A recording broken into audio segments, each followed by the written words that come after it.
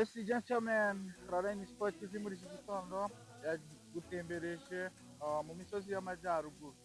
So habyutse hari akavura twerekeje ku muhanda uva Nyirangarama nk'uko muhabona, ahandi twerekeje tugiye kugenda urugendo rw'amaguru mu gitondo rw'iminota 30. Ni iki rufasha umuntu ukora siporo?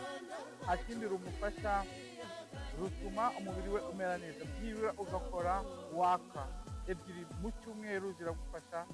Ikindi iyo ugira umuvuduko w'amaraso blood pressure, bifasha umubiri wawe gusa naho uhangana n'ubwo burwayi udakoresheje imiti, ugakoresha amarejime, ukibanda cyane kuri ji y'indimu bivanze na ginger ariyo tangawizi, abishobora ugashyiramo agatungurusumu gakeya, ugakora iyo juice ukayiteka iminota 30 mu mazi angana n'aho ari ibikombe bya parasitike bibiri. So rero ku batazi imikororombya, ikindi kimenyetso kuri hagati y'Imana n'abantu habayeho kubwumvuzure wa Nowa, aho cyazaga nk'isezerano rivuga ko Uwiteka atazongera kurimbuza abantu amazi.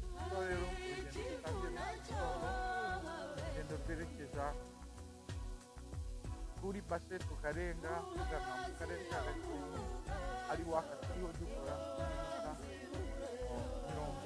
30 n'amaguru, kandi ugomba kuba uyibara neza, ugakoramo ama exercice biragufasha mu buzima bwa buri munsi.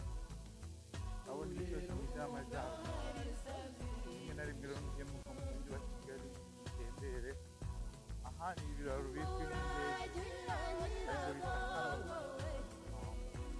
Kubera ko rero turi mu